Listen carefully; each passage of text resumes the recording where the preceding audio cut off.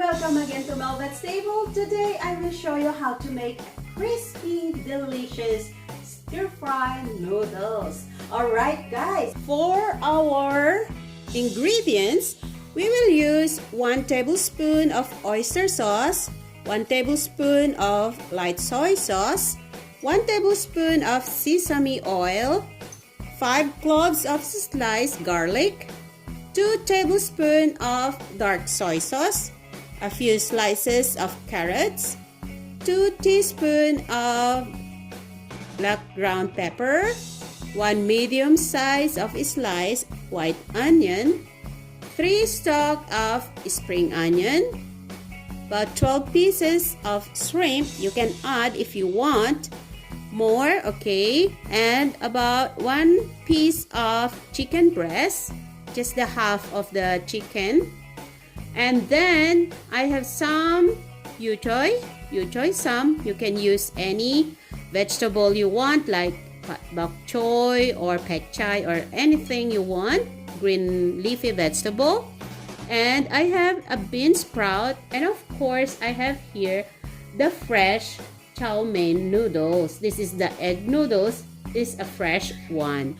Alright guys, let's start cooking. I'm so excited because I love this noodles stir fry. Okay guys, first of all, we have to wash the noodles. The noodles is about 16 ounce. Okay. I have here boiling water. I just put it in. Okay. Just a quick blanch.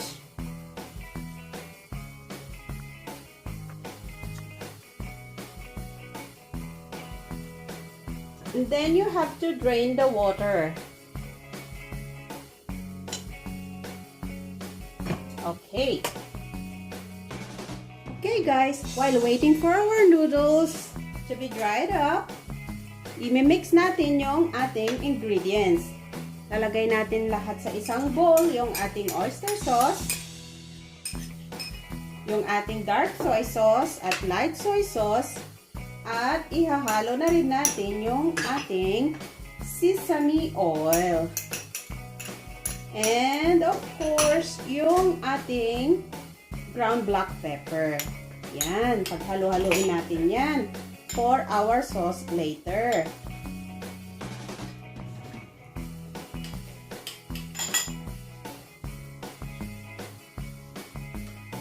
Right, so we'll set this aside for a bit. And then, in my chicken, naglagay ako ng konting ground black pepper, a little bit salt, and sesame oil.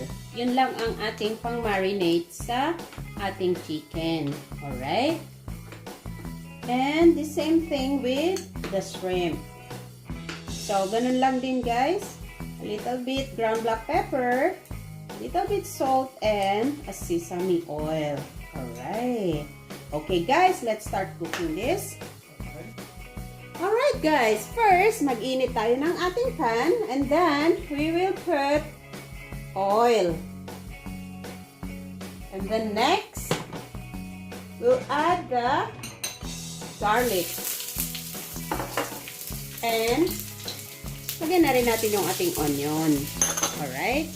So, just mix in until it will become soft.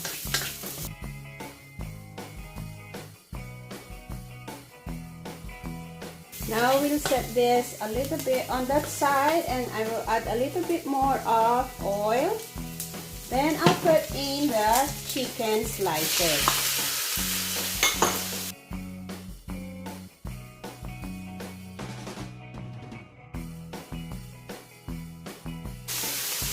Then we will now add the shrimp.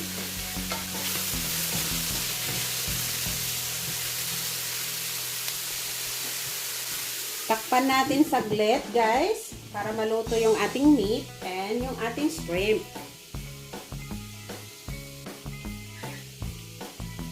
Okay.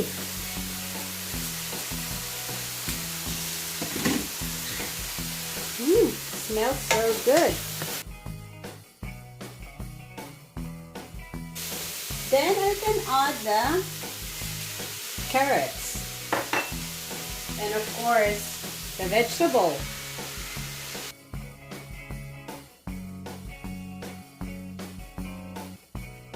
You can add a little bit of salt, guys. And black pepper, ground black pepper.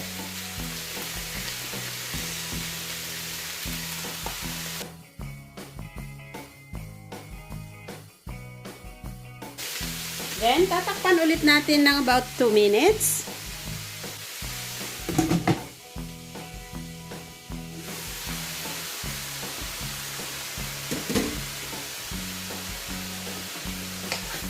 Wow, this is really good. Then we can add the toge or our bean sprout. Mix in together, guys.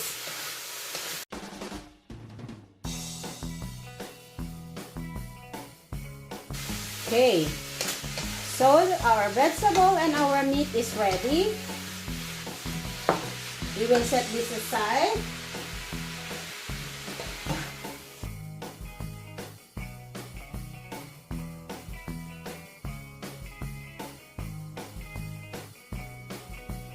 Alright guys, I heat up again the pan. I wash it para malinis. Then I will put oil. Maybe about 2 tablespoons of oil. And then I'll do this. Next is to put the noodles. Okay? Make sure guys na hiwa-hiwala yung ating noodles like this. Okay? So we'll put in.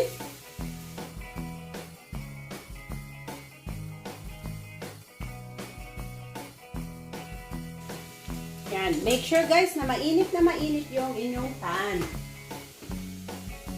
Then tatakpan natin siya.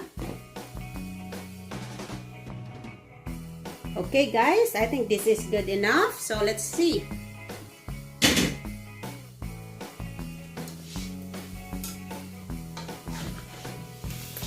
There you go. Nag-crispy na siya.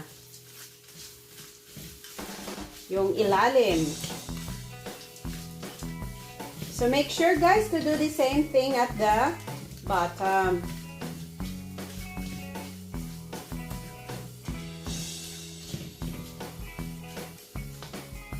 Okay, you can add a little bit oil around like this.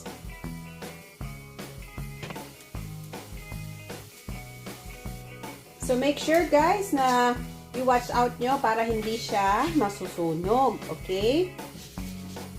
And make sure also guys na nasa high heat yung inyong stove, okay?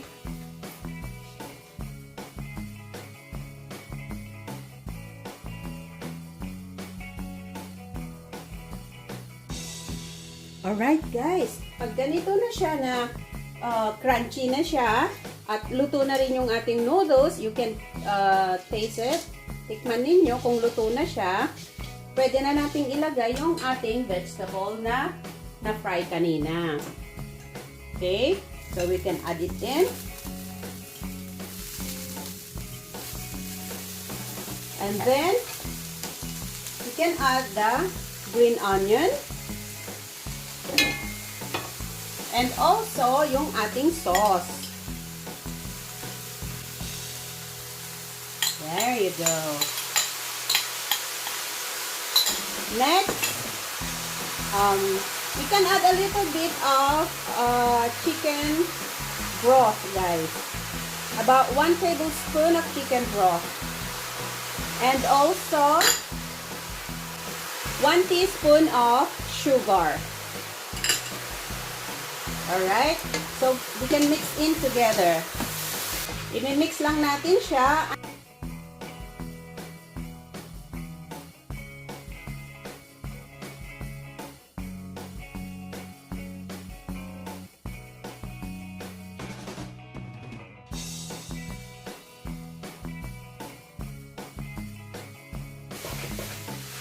Anyway guys, yung noodles natin, kaninang na-blanch natin siya ay half done na yon. So, it's easy to fry it.